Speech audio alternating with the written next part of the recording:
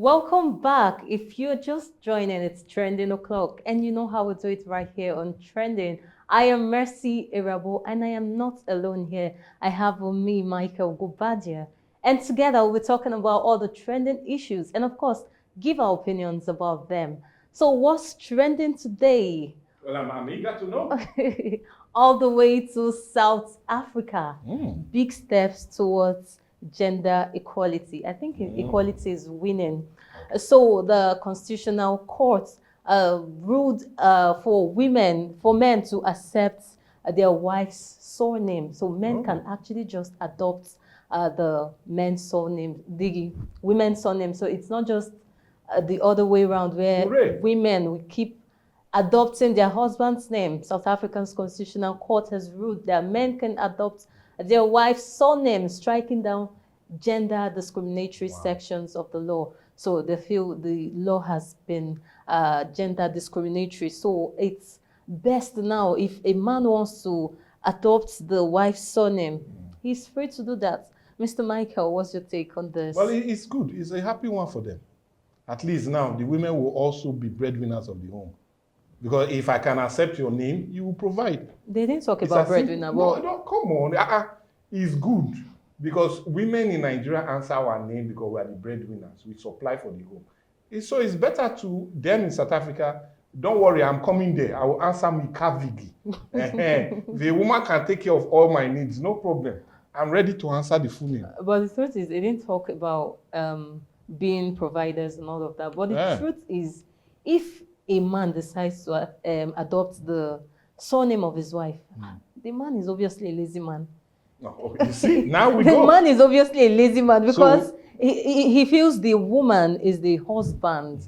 So that's why he needs to take the woman's surname. So she should also sit up Yes, like I'm a sure husband. she for a woman to actually take that responsibility of giving the guy her surname, then she should be able to do that as well, to be the breadwinner. No, so at She'll least be it's provided good. to. It's now gender equality for us men. No more women requesting for everything. We now will be pushing for our own. The woman will supply us our boxers, will supply us all our food, supply us all our drink with our friends. So have you not seen situations where this actually happen, where women are doing all of this and they still take their husband's surname?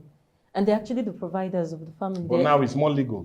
So that's what I'm saying. It happens. It's not like it doesn't happen. So women can do all of that and still be answering the man's name. So I think South Africa, they did a good thing for the women. So it's Nigerian a men, bold step here we go. towards South gender Africa. equality. We'll be going to South Africa soon. We want to answer the women's All right, please don't leave me here though. Oh, okay, All right, still talking about marriage. So Pastor David Oyedepo Jr. came out to say that he has never had an argument with his wife for 17 good years of marital bliss. So no heated arguments, no fights, no why didn't you put back the toothpaste cap on and all of that, Mr. Michael, for 17 good years. Well, can't you look at the pictures? They look alike. So when people look alike, they hardly have quarrels. Yeah. So I feel you might be saying the truth. Oh, I didn't know. I don't know. I was not there. Oh. I'm only a journalist on Atlantic TV. I was not there. But all I will say, so you people have never quarreled since for 17 years. Yeah. Anyway, when there's money, there's no quarrel. Apart from when there's some money, there's some silly arguments. You cannot tell me that for 17 years you've not had. I'm sure that marriage, I don't know, be boring. No, of course. You can like, say, honey, there's some where are you? things. I am here. Are you sure the light is on? Put it on. Are you sure we need to I know go? we women, we can just get angry for silly reasons. Like, and we men that understand you women, we know how to follow. I can just be like, Mr. Michael, why didn't you put back the toothpaste cap on? And that would turn an argument. Honey, I was waiting for you to take your own. Okay, I think this 17 years of marital bliss, this is next level of patience. What do you think? It takes a whole lot of patience. Okay, because please, I will appreciate if you don't ask me what I think, because I doubt if I have that patience. Okay. For 17 years, not quarreling. Then what am I using my mouth for apart from presenting on Atlantic? It has to come. You're supposed to use your mouth to quarrel. Yeah, that's a sign of. I feel it's going to be so boring. So boring. Just they have a way of enjoying it. To be honest, Messi, let's be frank. If there's every money I take you to your flight to Dubai. I give you everything you want. The cars are there. Everything you request for, everything. Would you quarrel with me as a husband? That's why I said silly things could cause the issue. Okay. Like coming home late. Honey, where are you? I am on my way home. Since when did you close from work and all of that? That could. 5. And then you're coming home 10 p.m. What do you mean? I'll say, honey, don't be angry. The money is there. The truth is, it takes a lot of patience, but I don't know how possible that is not to have any form of argument. Ask them so they'll teach us better. I think when I am planning to take that bold step, I would ask them for manual. Yeah, I'm already asking. You're already asking, okay. So I think I'll ask them for manual. So our third story for today. Just this week on Trend, Mr. Michael, we talked about reading terms and conditions. Yeah. Like so many people, that was when Pastor Paul Enichi talked about the loan apps and all of that. And I said they wrote it boldly on their terms and conditions that we Nigerians mostly, we don't read terms and conditions. And now one woman read terms and conditions, and what she saw was really shocking about her children's new school. Well, let's see the footage. Okay. Yeah, we'll try and gather that footage. I seem to understand. Yes, I've seen that footage myself, and it's one that really was surprising in every way. Yeah. Where they said the life of the child is not, they are not entitled to the life of the child. Yes, it's not their responsibility whatsoever happens. And you ask, how is that possible? How is that sane? When a child will be with you from maybe around 8 a.m. to about 2 p.m. and we're talking about 6 straight hours, and you're saying the life, then what are you doing?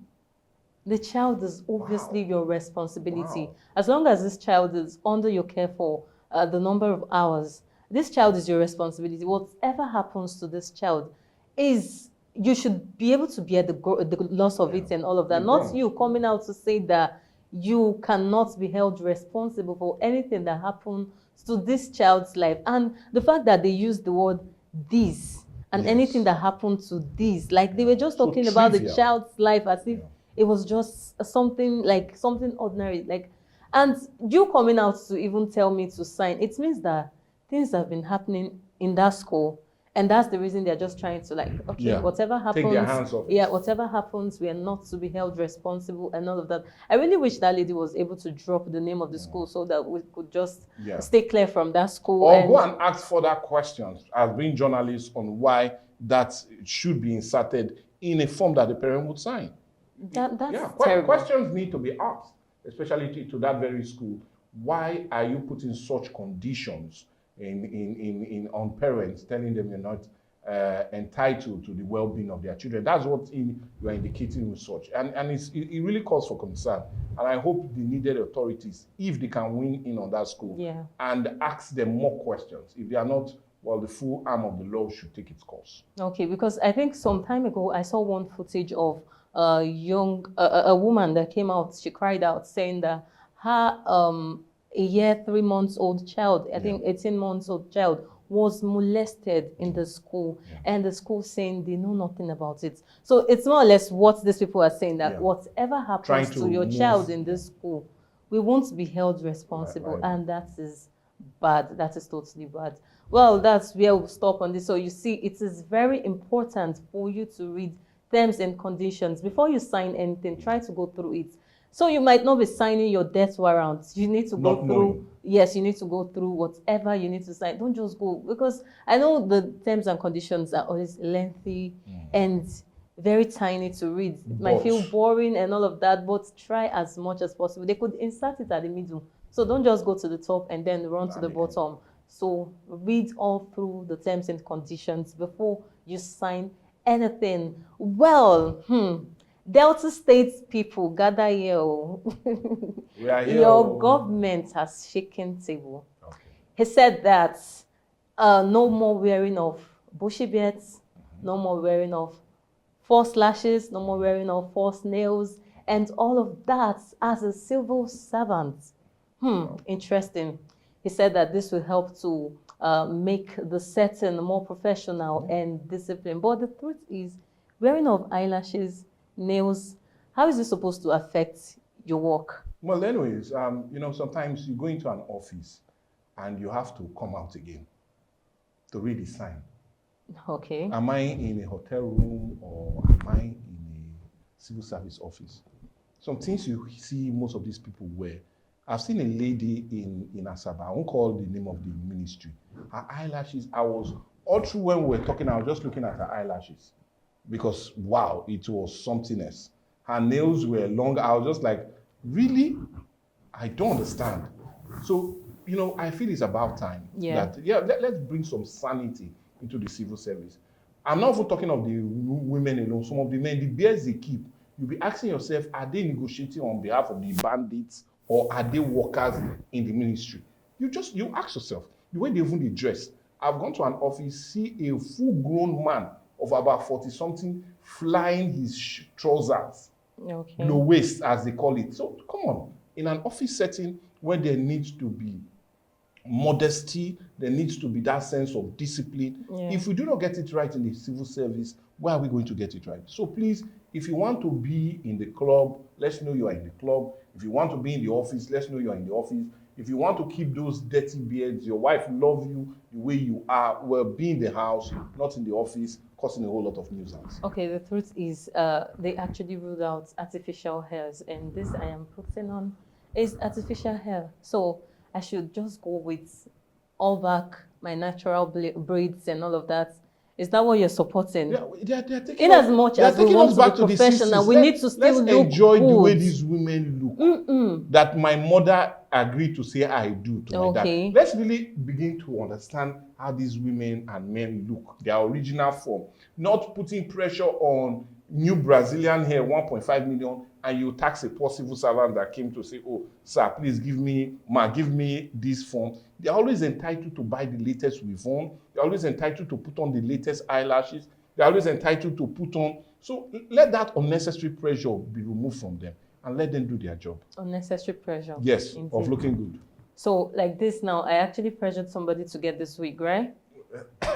It's not unnecessary pressure. If you can afford it, you should be able to wear anything to look good. I don't see any reason why, if they were just talking about the bushy beards and all of that. Or for the men. Then maybe, I don't know, even nails. I cannot even accept that. I won't accept nails. Okay, maybe eyelashes, at least, to help them read well.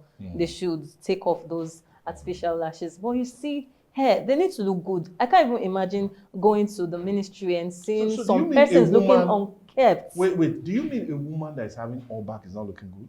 She will look or unkept. Or having a low-cut hair is not looking good? She will look unkept. Oh, really? Yes, she won't look good. I am saying for it. Okay, just imagine seeing me on set with all back without this wig on.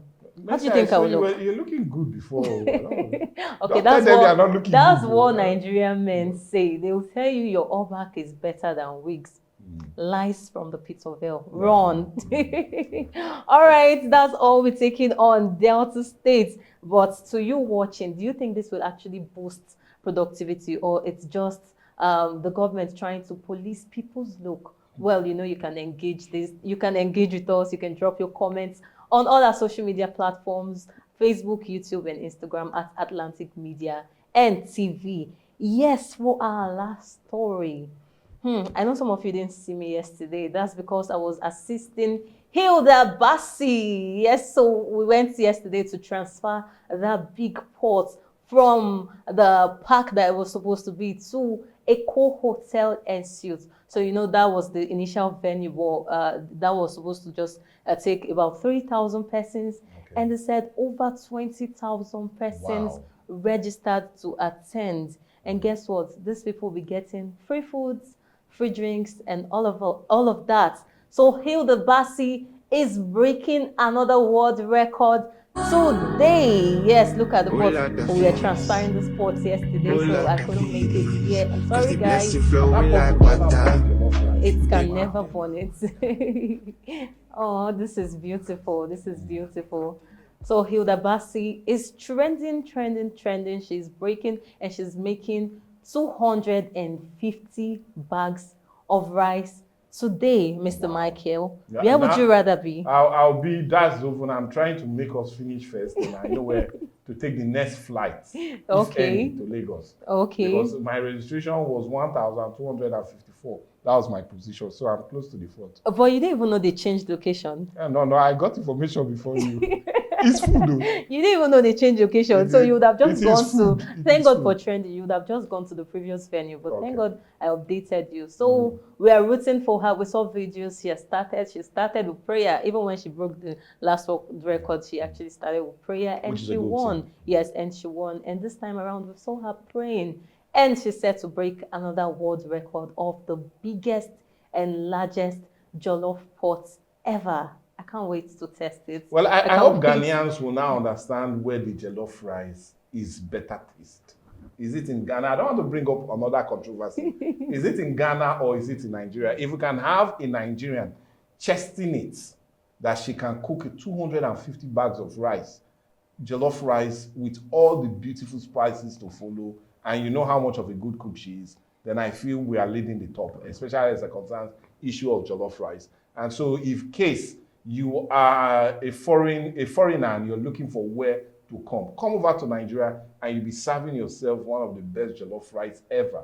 And wow, Hilda is really pushing the limits. Yes, and I am super proud that it's a woman trying to break this record again. Yes, women, we are always winning. Men do What cook. can the men do? We cook. You cook, And we and support you've never the cooking. broken record. We'll support the cooking with our funds. If we You don't- just if go we do there not to eat, support, like the way you're planning to go there to I have eat. my plates and pots. So why can't men actually break record? Because they're always about women doing this, women doing that. Men break the cooking record, so we're waiting. It Cook was at men that home. provided the funds. So Says who? so No, we heard. no, a company sponsored that, not the men. Owned by men. All right. This is where we have to call it a wrap on trending on Viewpoint on Atlantic Media and TV. Well, it's weekend and we know. So what will you be doing this weekend? Thank God it's Friday. Mr. Michael, what will you be doing this Well, weekend? anyway, apart from eating jollof rice, which is a Okay. must for today, tomorrow I intend going to a wedding, Sunday going to church and resting, and also getting ready for how awesome on Monday on Atlantic TV On will look Atlantic like. So TV. it's going to be a weekend of relaxation, soul searching, and also preparation for you guys to have a beautiful week on next week. Yeah, so while you're trying to party, go to weddings and all of that,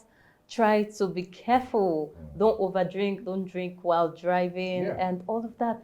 And of course, try to relax. It's weekend. Relax more. You need rest. The body, of course, needs a rest all the time. So take that rest. Use this weekend to rest, because I will be in my home resting and sorting out trending gist for you for next week. So you don't want to miss next week edition of Trending. You don't want to miss Viewpoints generally next week, right? You don't want to miss any of that. Of course, you know, you can engage with us on all our social media platforms, on Facebook, on YouTube, on Instagram, at Atlantic Media and TV. This is where I have to tell you, have a nice weekend. Once again, I am Mercy Irabo. Well, anyways, I am Michael Gobadia, and I'm having a great weekend. I will be one I pray for you guys, and as much as you're having a great weekend, also learn to relax.